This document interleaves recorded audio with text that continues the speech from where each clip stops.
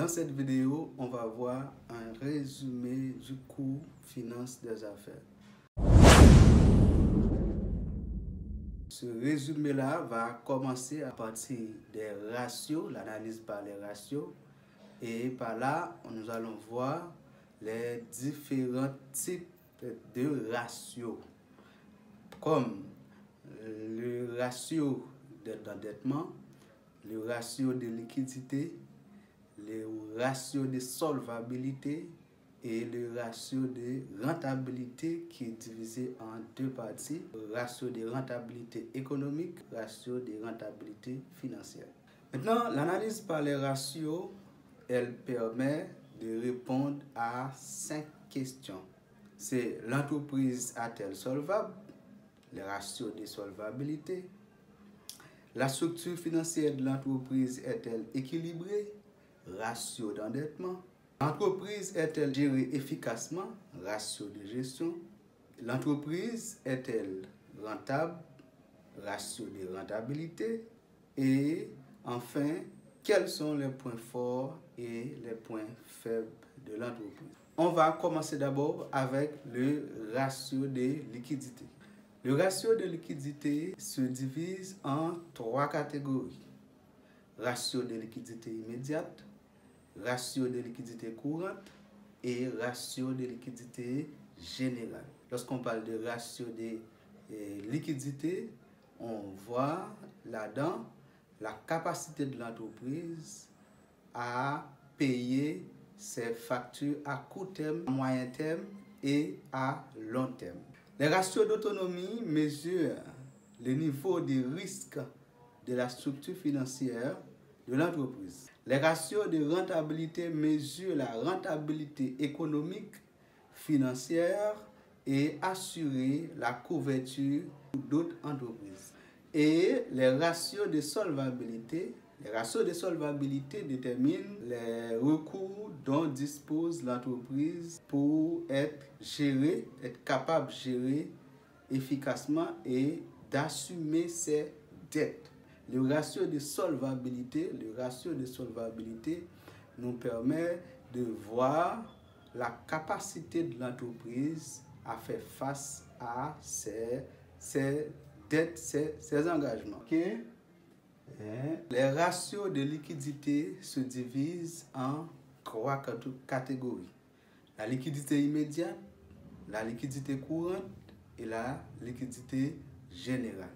La liquidité immédiate nous permet de voir est-ce que l'entreprise a la capacité de payer ses dettes. Pour arriver à répondre à cette question, vous devez faire le rapport entre les dettes financières de l'entreprise et ses capitaux propres. Ok, ça c'est le ratio de liquidité immédiate. C'est-à-dire, si on demande à l'entreprise de payer immédiatement ses dettes à court terme, est-ce qu'elle a la capacité de le faire ou non? Ça c'est le ratio de liquidité immédiate. Pour le ratio de liquidité courante, donc cela va considérer non seulement la disponibilité, on va voir est-ce que l'entreprise a la capacité de payer ses dettes à très court terme. Maintenant, pour calculer ce ratio, vous devez faire le rapport entre la disponibilité de l'entreprise et la dette financière court terme. Quelle est la capacité de l'entreprise avec cette disponibilité de payer ses dettes financières à court terme? Le ratio de liquidité courante, la capacité qu'a l'entreprise avec ses actifs circulants de payer ses dettes. Donc, lorsqu'on parle de l'actif circulant, on voit créance client, disponibilité dans cette catégorie. Et on va considérer ces rapports-là sur dette d'exploitation et dette financière court terme. Le ratio de liquidité générale va considérer l'ensemble des éléments de l'actif circulant sur dette financière, dette d'exploitation plus dette financière court terme. Donc, c'est-à-dire, le ratio de liquidité générale est égal à stock, créance client, plus disponibilité, ok, le tout divisé par les dettes d'exploitation plus dette financière court terme.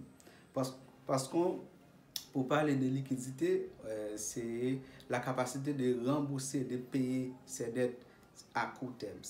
Comment savoir si l'entreprise est solvable? Donc, nous allons au niveau des ratios de solvabilité. L'entreprise est solvable si on conclut que l'entreprise peut honorer ses engagements financiers sans se mettre en danger. Si ce n'est pas le cas, on dit qu'elle est insolvable. Si l'entreprise n'a pas la capacité d'honorer ses engagements, donc on dit que cette entreprise-là est insolvable. Le ratio de solvabilité nous permet de comprendre est-ce que l'entreprise est solvable. C'est-à-dire est-ce que l'entreprise a la capacité de payer ses engagements sans se mettre en danger. Donc là, ça, on dit que l'entreprise, cette entreprise-là est solvable. Si ce n'est pas le cas, l'entreprise est insolvable. Maintenant, comment calculer l'autonomie? Comment voir si l'entreprise est autonome ou non? Donc, nous allons voir ça à travers ratio d'autonomie financière ou encore ratio d'économie. On dit ratio d'autonomie financière ou ratio d'économie financière. Pour calculer le ratio d'autonomie financière à court terme, on fait le rapport entre capitaux propres et passifs à court terme. Passifs à court terme représentent les dettes, passifs circulants. Passifs circulants. Donc ça, c'est le ratio d'autonomie financière à court terme. C'est-à-dire, à court terme, est-ce que l'entreprise a la capacité, avec ses capitaux propres, de payer l'ensemble des passifs circulants, l'ensemble des dettes à court terme? Si vous n'êtes pas encore abonné à la chaîne, je vous invite à le faire maintenant. Et donnez-nous un like pour nous encourager. Et alors, comment présentent les ratios d'autonomie financière? Si le ratio d'autonomie financière calculé avec le rapport entre les capitaux propres sur passifs de l'entreprise, si ce ratio-là est supérieur à 1, cela indique que l'entreprise a la capacité de payer ses dettes avec ses capitaux propres. Ouais?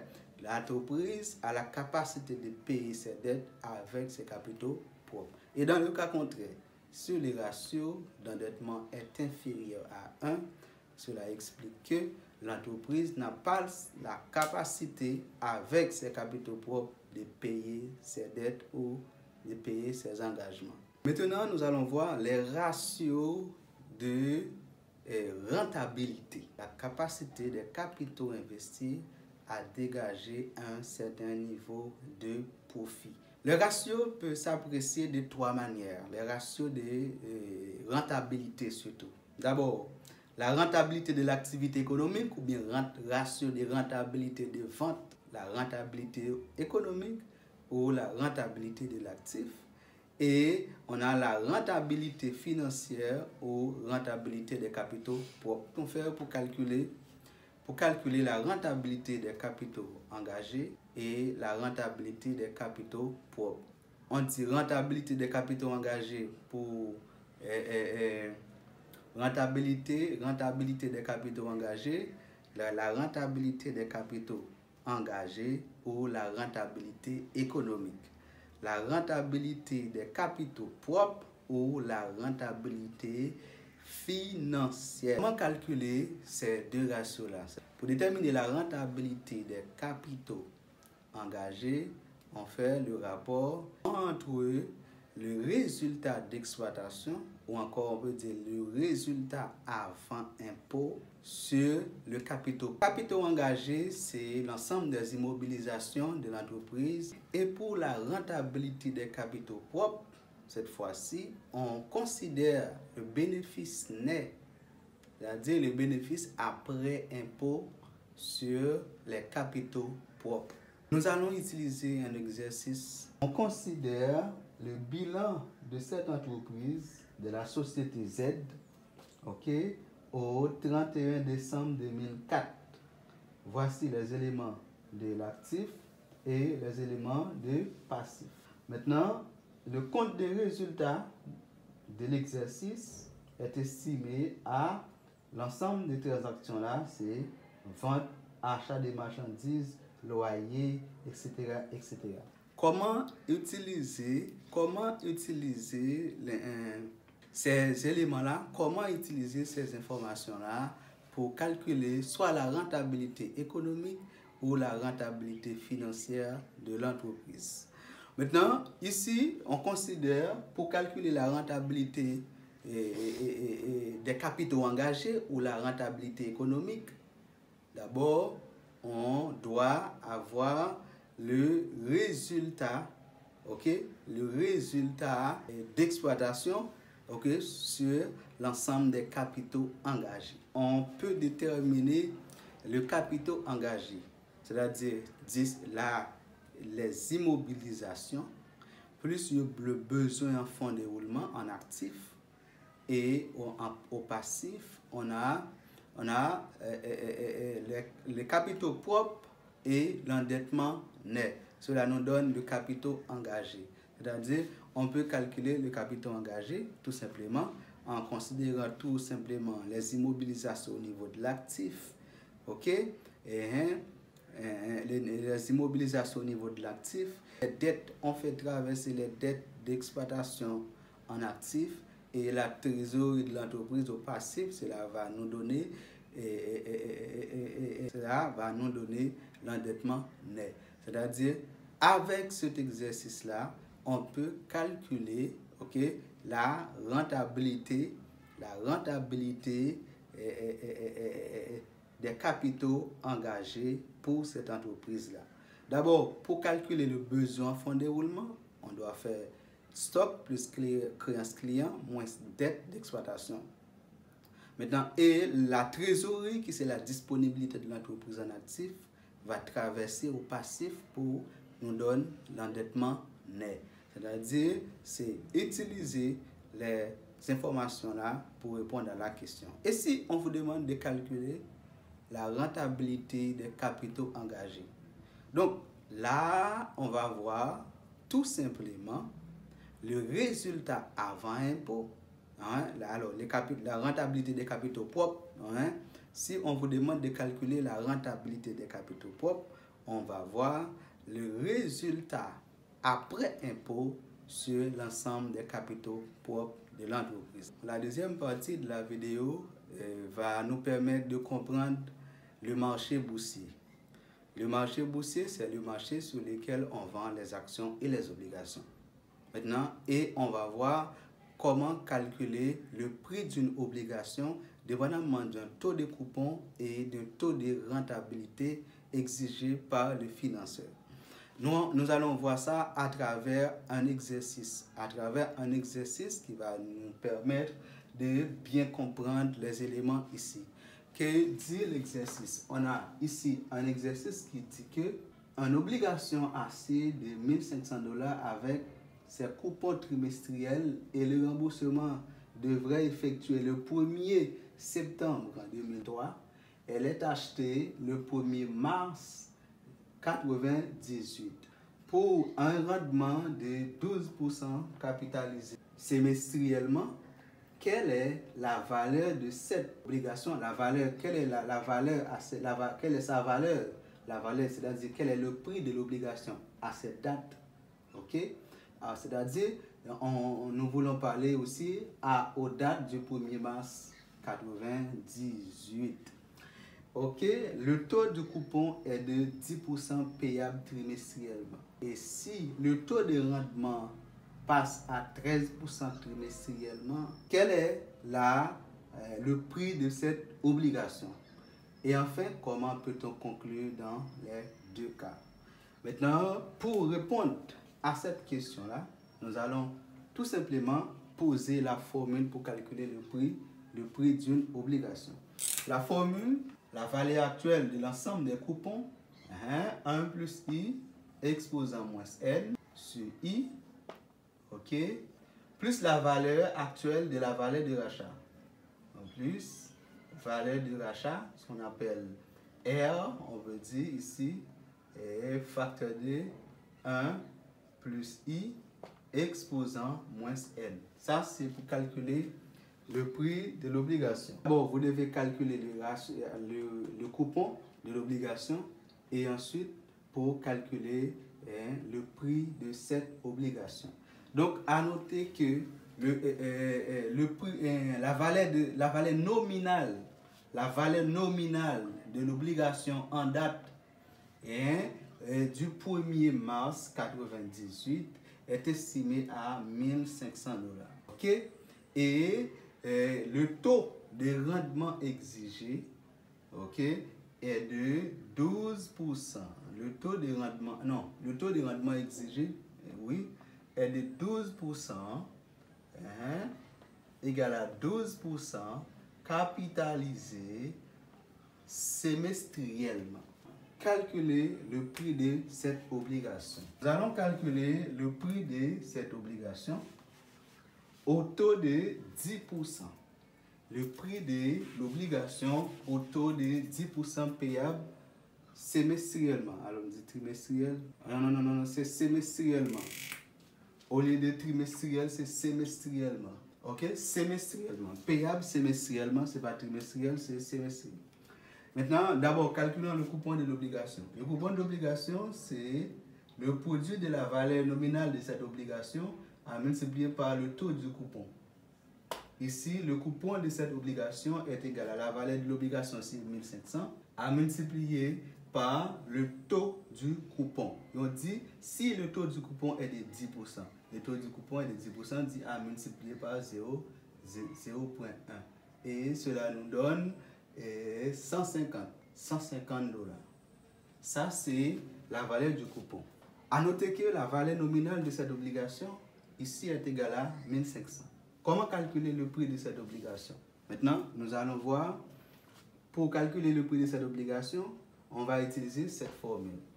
Et l'obligation, après avoir calculé le prix de cette obligation, il y a une possibilité pour que le résultat nous permette de voir que si l'obligation est vendue avec une prime ou avec escompte. Généralement, si le taux du coupon est inférieur par rapport au taux de rendement exigé, donc on dit l'obligation se vendra avec une prime. Et dans le cas contraire, l'obligation se vendra avec escompte. Maintenant, calculer le prix de l'obligation. Le prix de l'obligation P égale. Le prix de l'obligation P égale. Maintenant, on dit c'est le coupon 1500, facteur de 1 moins 1 plus. Le taux de rendement exigé est de 12% capitalisé semestriellement, c'est-à-dire 12% divisé par 2. Cela nous donne 0,06%, exposant le nombre de périodes. Donc maintenant là, nous allons calculer entre le 1er mars 1998 et 1er septembre 2003, ok? Quel est le nombre d'années? Quelle est la durée ici dans cet intervalle-là? Pour comprendre la question, on va considérer que on est aujourd'hui en 1998. Le 1er mars 1999, ça fait 1 an. Le 1er mars 1980, alors le 1er mars 2020, ça fait 2 ans. Le 1er mars 2021, ça fait 3 ans. Le 1er mars 2022, ok, ça fait 4 ans. Et le 1er mars, la différence nous donne la durée, c'est-à-dire 2023 moins 1998. Donc, c'est si on considère le 1er mars comme point de repère. Okay? Si on considère le 1er mars comme point de repère, on va dire tout simplement c'est 2003 moins 1998 égale. Là, ça, on a le nombre d'années. Cela nous donne 5 ans. Maintenant, 5 ans, c'est au 1er mars. L'obligation est payable le 1er septembre. Alors, 2003. Oui. Et c'est 1er septembre, alors 1er mars 1980 et 1er septembre 2003. 2003. 2003. Donc maintenant, on fait la différence. Cela nous donne 5. Mais comme le coupon n'est pas payable le 1er mars 2003, ok? Mais c'est plutôt le 1er septembre 2003. Donc on va calculer la durée, l'intervalle entre le 1er mars d'une année et 1er septembre de la même année. On dit 1er mars, alors avril, mai, juin, juillet, août, septembre. Septembre est en fait 6 mois. Donc, or, avec une capitalisation semestrielle, 6 mois est équivaut à un semestre. La durée, ou encore la période qui est égale à 11 semestres. 11 semestres. OK? Plus la valeur nominale, 1500, facteur de 1 plus 0. Ici, au lieu de 10%, tout simplement, mais c'est le 10% capitalisé et semestriellement, c'est-à-dire on divise par 2. 150 divisé par 2, cela nous donne 75. C'est ça, 75. Maintenant, au lieu de 150, on va mettre ici 75. Ici, on a le taux de rendement exigé est de 12% capitalisé semestriellement, c'est-à-dire 0,06, exposant le nombre. Alors ici, avant tout, la formule n'est pas encore complète. Sur 0,06, le tout exposant moins n. Moins n qui c'est exposant moins 11. Exposant moins 11. Maintenant, et plus cette valeur-là exposant moins 11 tout, nombre de semestres, moins 11. Donc, on fait les calculs, on dit c'est 75 et en fin de compte, le prix de l'obligation au 1er mars 98, le prix de l'obligation au 1er mars 98 est égal à 1381,69.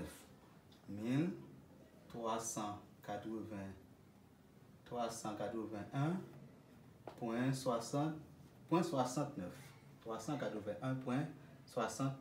Et si l'autre question, allons calculer le prix de l'obligation au taux de 13%. C'est-à-dire, on a toujours la même valeur pour les coupons d'obligation. Pour les coupons, c'est la même chose, 75, mais cette fois-ci, dans cette formule, on va utiliser le taux de 13%. Le taux de 13%, c'est-à-dire un taux qui est supérieur au taux du coupon. Le taux de 13% pour répondre à cette question, 0,060. OK. Plus 0,065 exposant moins 11. C'est le taux qui change, tout simplement. Donc, rapidement, on dit c'est 75. On a le prix de l'obligation est égal à 576,67 plus, on dit c'est 150, 1500 plutôt, facteur de 1,065, expo, fermez parenthèse, exposant plus ou moins 11, égale 750,31. Et cela est égal à, on donne 1326,98. Ça, c'est le prix de l'obligation aux dates du 1er mars 98. Et maintenant, si on avait un taux de rendement exigé qui est inférieur par rapport au taux du coupon, qu'est-ce qui va se passer? Supposons que le taux de rendement exigé est égal à 9%. Rapidement, mais si le taux de rendement exigé est égal à 9%, tandis que le taux du coupon est égal à 10%, le prix de l'obligation doit être égal à 75 facteur de 1 moins le taux de rendement exigé est de 9%, 9 divisé par 2, ça va moins 4,5. Donc ici on dit c'est 1 plus 0,045. Voilà. 0,45 exposant la même durée moins 11, le tout divisé par 0,045 et plus la valeur nominale de l'obligation qui est égale à 1500, facteur de 1 plus 0,045 exposant moins 11. On va voir le résultat tout simplement parce que le taux, cela nous donne 639,66. OK? Plus 1500, facteur de 1,045 exposant plus ou moins 11 égale 924, ok, point 29. Donc ici, le résultat nous donne tout simplement ce résultat plus 639,66. Ok, le résultat nous donne 1563,95.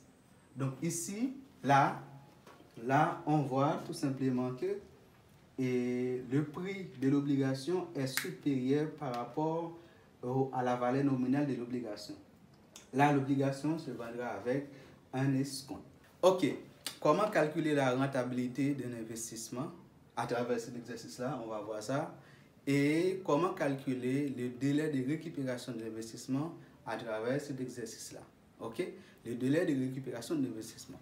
Rappelez que le délai de récupération d'investissement se divise en deux catégories. Délai de récupération simple et délai de récupération actualisé. Voilà. Ça se divise en deux catégories. Avec cet exercice-là, nous allons calculer le DRS et le DRA. OK? OK, 500, 250, 350, 380, 4000, 4000. Maintenant, calculons le délai de récupération simple. Pour calculer le délai de récupération simple, qu'est-ce qu'on va faire? On doit actualiser les cash flows. Okay? Dans un tableau, nous allons actualiser les cash flows. Ici, on met année et ici, on a les cash flows. Maintenant, le délai de récupération simple consiste à actualiser les cash flows. On a 500, on a 250, et plutôt 2500, c'est pas 250, c'est 2500. Ici, ça c'est 3500 et 3800, 800, ok, 4000 et 5000. Donc, rapidement, au taux de rendement au taux d'actualisation de 12% ici, au taux d'actualisation de 12%, au taux d'actualisation de 12% là, comment calculer le DRI, le délai de récupération simple, alors le DRS. Maintenant, pour calculer le DRS, qu'est-ce qu'on fait? On fait le cumul des cash flows. Le cumul des cash flows. Ici, ça c'était 3500, 3500, ok, 3000, après 500, 500, 3500, 500, 2500, 2500, 3500, 3800, 4000 et 5000. 5000, ok, voilà. Maintenant, on fait le cumul de cash flow. C'est-à-dire, on dit moins 10 pour ici, pour cette valeur-là.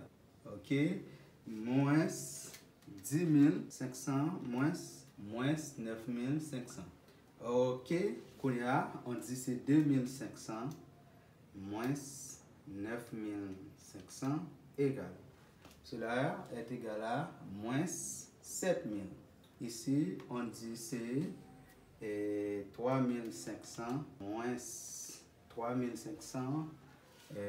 Ok, moins 700. 3500 moins 700. 3500 moins 3500. Ok, on continue toujours. On dit 3800, 3500. Cela est égal à 300. Et on continue, on dit c'est cumul. Donc cela nous donne ça plus ça, 700. Et cumul aussi. Hein, c'est cumul, ça plus ça égale à 3. Alors 3800. C'est. Ok, c'est ça. Ça plus ça. Ça bombe 700. 7000, 4000, c'est 4000, 7000. Maintenant, comment calculer le délai de récupération d'investissement? Normalement, lorsqu'on a une valeur positive ici, c'est-à-dire que l'investissement initial est déjà rentré à partir de la 4e année. Mais cependant, par rapport à cette différence-là, nous allons chercher quel est l'écart. Est-ce que c'est la 4e année ou encore c'est la 3e année, un nombre de plus ou nombre de mois. Donc, c'est-à-dire, avec cette relation-là, on va faire tout simplement, on va considérer la dernière valeur négative là et à diviser par la valeur positive ici parce que on a 3500, ici c'est 8500. Donc ici on dit c'est 3500 sur 3800 à multiplier par 365, 151. Ici on dit c'est 151.9, alors 152. 152 jours. Là, au lieu de dire l'investissement est rentré à partir de la 4e année, mais on peut dire l'investissement est rentré à partir de la 3e année et 152 jours. 3e année et 152 jours. Donc, c'est pas 4e année, mais c'est depuis après.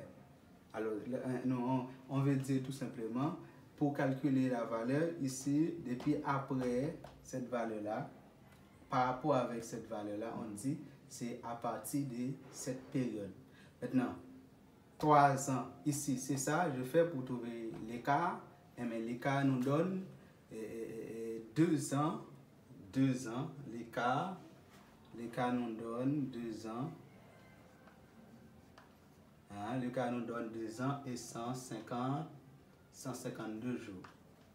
2 ans, 152 jours. L'investissement est rentré, ok, depuis à partir de la 3e année.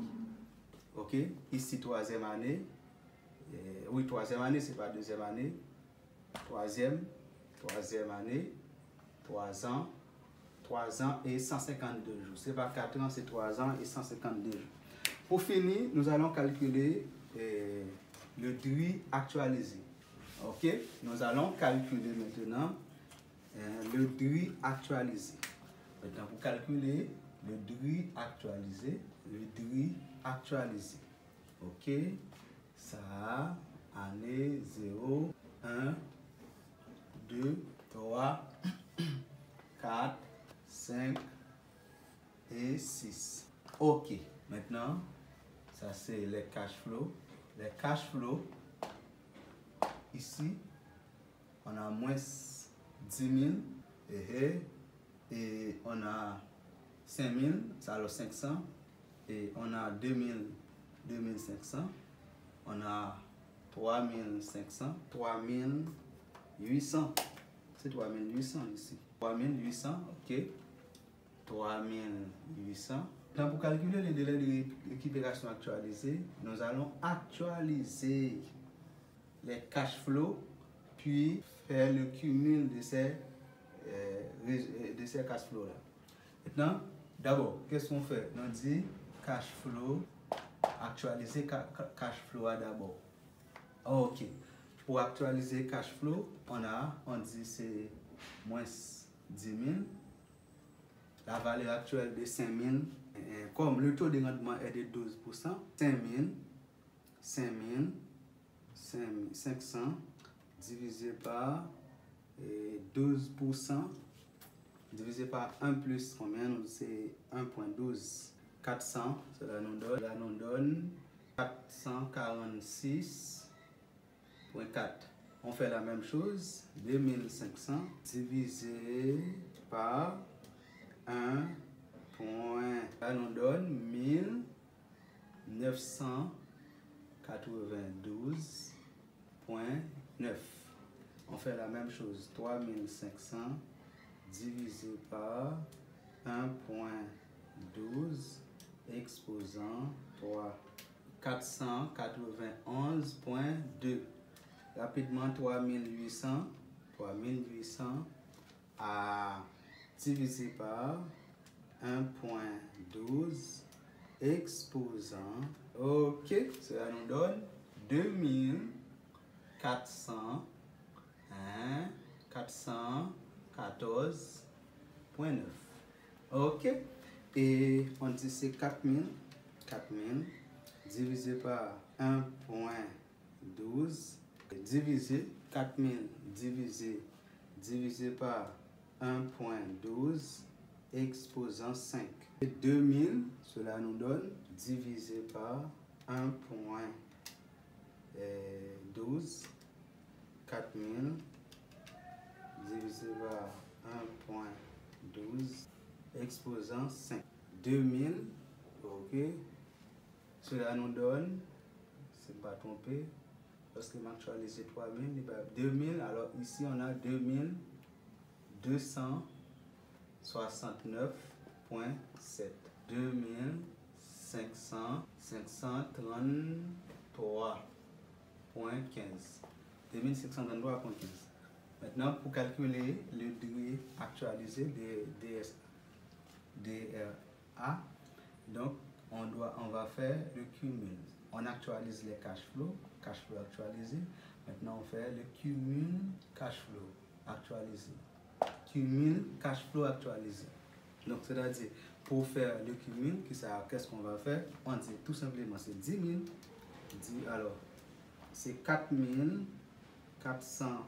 Alors, 446,4. Ça, c'est moins 10 000. OK? Et moins 10 000. Moins 9553,6. On continue. On dit c'est 1992. Ok, oui, moins 5069,5. Ok, on continue toujours. Moins ici 2654,6. Jusqu'à présent, le résultat est négatif. On continue. On dit ici c'est 2269,7. Ok, moins 2654,6 égale moins 384,9. Et en fin de compte, on dit c'est 2553. Alors 2533 moins 384,9 égale. Donc cela est égal à 2100. Ça, le résultat est positif ici. 2148,2. Maintenant, est-ce que l'investissement est rentable à partir de la 5e année ou 5e année plus quelque chose ou à partir de la 6e année? Donc, on va prendre le dernier résultat négatif divisé par dernière valeur qu'on a là, 6e période, c'est dans 5e, pour qu'on puisse prendre écart. Donc d'accord, ok, on est à la 5e année. Ok, 5e année. Là, qu'est-ce qu'on fait ici pour faire là? On dit c'est, regardez combien de jours, comment investissement va rentrer. Ok, c'est 384,9. Ok, 384,9 divisé par 2555 jours. Donc, le DRA est égal à l'excédent de l'investissement est rentable dans 5 ans et 55 jours. Les DRI actualisés, lorsqu'on actualise les DRI, c'est ça. Donc, la valeur du DRI actualisé est de cette valeur. Et l'autre partie qu'on va voir pour finir, c'est l'emprunt individu. Quel est le mode de remboursement d'un emprunt individu? On va voir les 3 méthodes de remboursement d'un emprunt individu. Donc, ces 3 méthodes, c'est la méthode de remboursement in fine, remboursement par amortissement constant et remboursement par amortissement, alors par annuité constante. Dans cette vidéo, on va voir à travers un exercice comment appliquer ces 3 méthodes-là pour rembourser un emprunt quelconque. Accrochez-vous, s'il vous plaît, abonnez-vous si ce n'est pas encore fait. Ici, nous allons voir à travers un exercice qui dit la valeur actuelle d'un emprunt aujourd'hui même est estimée à 1 000 $. Très simple. Et le taux d'emprunt est estimé à 10%. Maintenant, dans 5 ans, donc 10% là, pendant 5 ans. Quelle méthode qu'on doit utiliser pour rembourser cet emprunt-là? Donc, nous allons présenter ici ces 3 méthodes avec des exemples. Alors, on commence par le premier, qui c'est remboursement in fine. Ok, le remboursement in fine. Selon le remboursement in fine, donc, on doit calculer l'intérêt et verser l'intérêt pendant N-1 année préalable durée.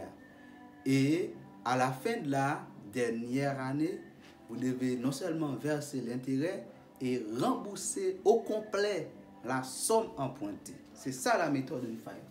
Donc, dans cet exercice, comment déterminer la valeur de l'intérêt? Ici, on calcule la valeur de l'intérêt comme en mathématiques financières. Intérêt est égal à PIN. Donc, c'est-à-dire, on dit la valeur de l'intérêt ici est égale à 1 000 $ à multiplier par 1 000 $, valeur, intérêt annuel plutôt, à multiplier par 10%, 0.1, ok, et à multiplier par 1. Alors ça, c'est l'intérêt annuel. Donc, ce n'est pas un intérêt sur toute la durée de 5 ans, mais c'est plutôt un intérêt annuel. Maintenant, calculer cette valeur, cela nous donne 100 $. Comment? Alors, cela nous donne 100 $.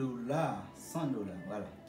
Comment rembourser cet emprunt-là pendant 5 ans selon la méthode in fine?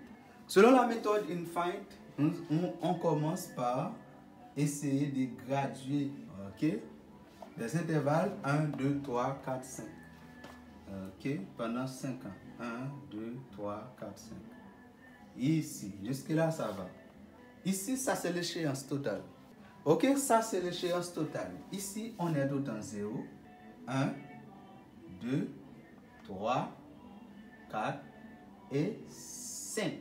Après avoir emprunté au temps 0 1 000 $, vous devez verser, c'est-à-dire vous avez 1 000 $ en main, ok, qui représente un positif, c'est-à-dire c'est quelque chose que vous avez en main. Et combien d'intérêt qu'on doit verser chaque année? Ici, la valeur de l'intérêt était de 100 $. On doit verser ici 100 $, on dit moins 100, et moins 100, et moins 100, et moins 100. Alors, moins 100, c'est pour dire c'est le versement. Pour préciser, c'est un versement. C'est quelque chose qui sort. Moins 100. Et en 5e année, on a moins 100. OK. Et du coup, remboursement. Ça, c'est le remboursement. À la fin de la 5e année, Nicolas doit rembourser 1 000 $ qu'il avait été emprunté au début. C'est-à-dire, remboursement, c'est 1 000 $. Donc, c'est ça qu'on appelle le remboursement in fine, c'est-à-dire un remboursement pendant un seul versement. Pendant la durée du prêt, vous avez le droit de travailler avec le capital que vous avez en main, à condition que vous devez donner les fruits de l'argent, l'éloigner de l'argent. Ok? Mais la somme reste intacte dans vos mains. C'est comme un intérêt simple.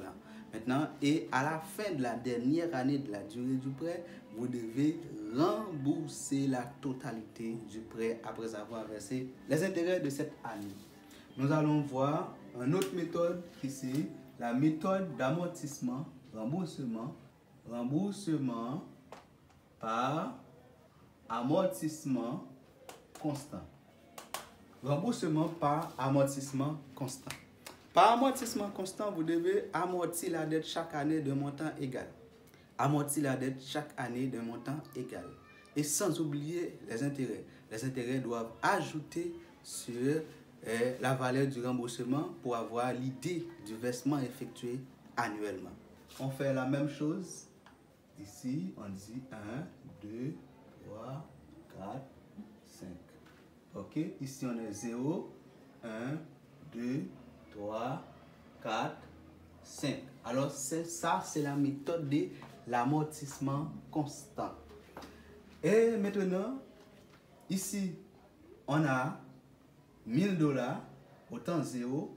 Je dois rembourser ces $1000 là par une somme qui est égale au rapport entre les montants d'emprunt et la durée du prêt. C'est-à-dire, on doit faire diviser par 5, qui représente, ok, alors l'emprunt c'était $1000, divisé par 5, c'est pendant 5 ans, égal. Nicolas doit rembourser la valeur de $200, $200, $200. Donc, cela nous donne le remboursement de la dette. Mais il ne faut pas oublier, il y a de l'intérêt. Ok? C'est pas là le montant, le capital emprunté qu'on aura à rembourser, mais aussi les intérêts. Parce que vous devez payer pour avoir utilisé un capital. Le coût de l'argent, le coût de la monnaie. Ok? Et maintenant, ici, on a la valeur de l'amortissement. Et comment déterminer la valeur de l'intérêt? Nous allons déterminer la valeur de l'intérêt tout simplement, c'est pour voir combien Nicolas en intérêt chaque année. À la fin de la première année, un montant d'intérêt, un taux de 10%. Ok? Ici représente, alors ça c'est le signe moins ici. Le signe moins ici précise, c'est un remboursement. C'est quelque chose qui sort. Maintenant, comment calculer l'intérêt à la fin de la première année? Pour calculer l'intérêt de la fin de la première année, on applique le taux d'intérêt sur la valeur de la dette. Maintenant, cela nous donne $100. Jusque là, ça va. Cela nous donne $100. Maintenant, à la fin de la deuxième année, à la fin de la première année, Nicolas donne cette valeur. Et à la fin de la deuxième année, $1000 moins la valeur de l'amortissement. C'est $1000 moins 200. $1000 moins 200, cela est égal à 800. On calcule l'intérêt sur 800. On dit c'est 800 à multiplier par 0,1. Ok, cela nous donne 80. Ici, on met moins 80. À la fin de la troisième année, donc, dans le montant de $800, Nicolas a déjà versé $200. L'amortissement. Je soustrais l'amortissement. On dit c'est $800 qui reste. Nicolas verse encore $200 en termes d'amortissement. Donc, Nicolas, et cette somme-là doit multiplier par le taux d'intérêt. Cela nous donne 60. Cela nous donne 600 multiplié par 10%, cela nous donne 60. Ici, on met moins 60. À la fin de la quatrième année, donc, Nicolas doit rembourser la somme de $6000 qui était au début, moins un amortissement de 2000, intérêt sur ces 400 là. cela est égal à 40. Et à la fin de la cinquième année, ici, on part, il nous reste 400, ok? 400, on dit moins 200.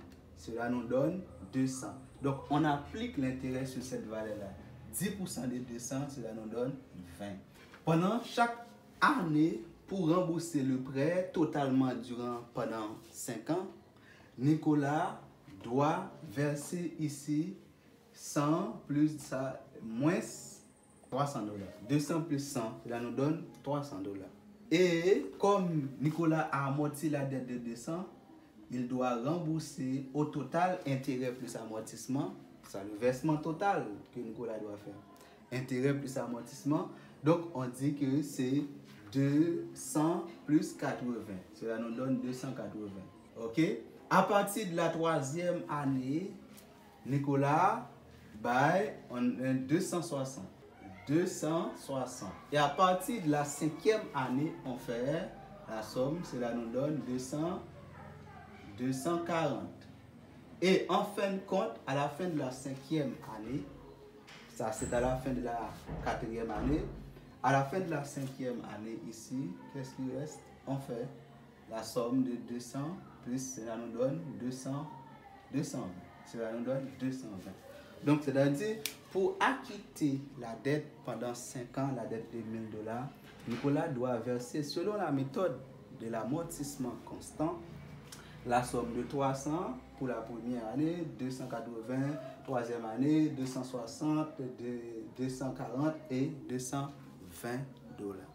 La troisième méthode, c'est la méthode de l'annuité constante.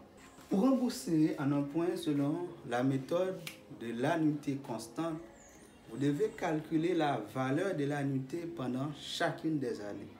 Et ensuite, dans cette valeur-là, alors, cette valeur sera divisée en 2 parties. Une partie qui représente l'intérêt et l'autre partie qui représente le remboursement de la dette. Maintenant, pour un emprunt de 1000 dollars pendant 5 ans au taux d'intérêt de 10%, comment allons-nous calculer le versement si on doit rembourser cette somme-là par annuité constante? Calcule le versement. Donc, pour faire ça, on fait la référence rapidement à la formule de la valeur actuelle de l'annuité, la valeur actuelle de l'annuité simple de fin de période. Parce que le remboursement d'une dette, c'est à la fin de période. 1 plus I, ok, exposant moins N, le tout à diviser par I. Donc ça, c'est la formule. 1000 dollars comme la valeur de la dette, égale à Y comme valeur pas connaît, facteur de 1 moins 1 plus 0.1 exposant moins 5, le tout à diviser par 0.1. Ciao, la valeur de Y. Calculons la valeur de Y. Ici, Y est égal à 264 dollars. Ici, on met 264. Ça, c'est la valeur du versement. C'est la valeur qu'on doit rembourser. OK? Rembourser pendant 5 ans pour payer totalement la dette de 1000 dollars au taux de 10%. OK. Maintenant, comment calculer la valeur de l'intérêt et de l'amortissement? Ici, on va, cette valeur, on va mettre l'intérêt ici. L'intérêt, ici, 10% de 100 dollars. On a un intérêt de 100 dollars. Maintenant, quelle est la valeur de l'amortissement? Tout simplement, on dit que l'amortissement est égal à annuité moins intérêt. Annuité 264 moins intérêt qui c'est 100. Donc, on a 164. Ici, on met moins 164. OK, moins 164. Donc, la somme doit nous donner cette valeur. On continue, OK? On continue ici. Et dans le deuxième versement, ici, comme on a déjà amorti pour 164, on dit c'est 1000 dollars moins 164. 1000 dollars moins 164. Et cela nous donne 836. Donc, c'est sur ce 836 là qu'on doit calculer la valeur de l'intérêt. Donc, on prend 10% de cette valeur.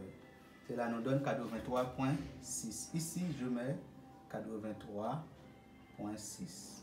83,6. Voilà. Ça, c'est l'intérêt. Maintenant, quelle est la valeur de l'amortissement? On dit c'est l'annuité. 264 moins 83,6. Ok, cela nous donne 180. 180,4, 264. Ok, et moins 83,6. Voilà, cela nous donne 180. Comme amortissement est égal à 180,4. Donc 180,4 plus 83,6, cela nous donne 264. Si on fait la somme de ces deux valeurs-là. Amortissement. Ok, amortissement. Ok, et le versement. Calculer l'amortissement pour la troisième année. C'est 264 moins 65,56 égal. Cela est égal à 198,44.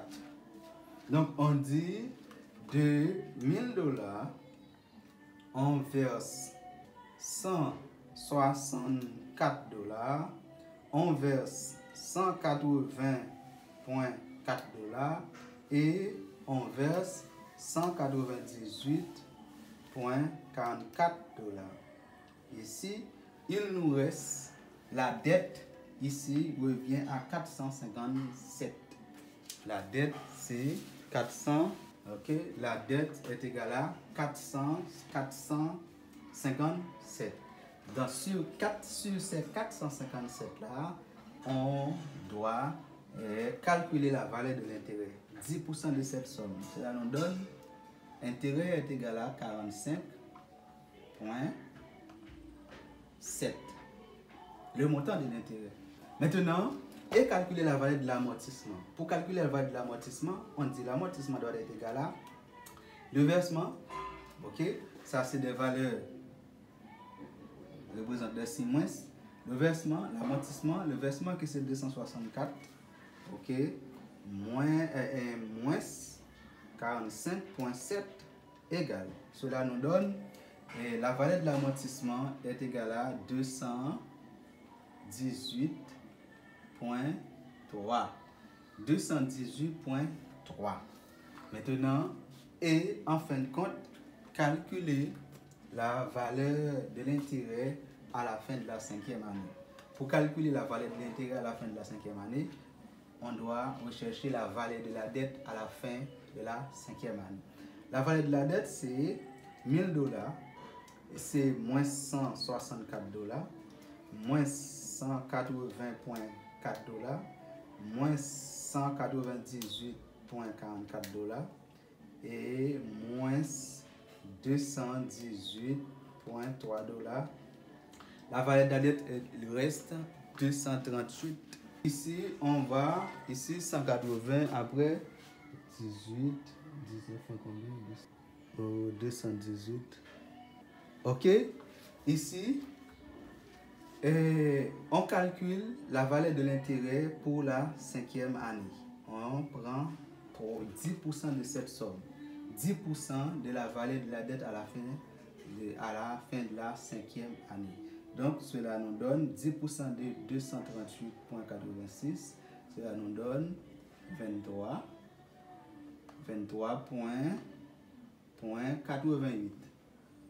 23,88. Maintenant, et en fin de compte, calculer la valeur de l'amortissement. On fait la même chose, on dit c'est 264. Ok, 264 et moins 23,88 égal. Cela nous donne 240,12. Ok, 240,12. Selon la méthode de l'annuité constante, on doit amortir de la dette chaque année d'une valeur qui augmente avec le temps, la valeur qu'on donne sur la dette, et on doit verser chaque période la somme de 264 $. C'est dans cette somme-là qu'on doit déduire la valeur de l'intérêt et de l'amortissement.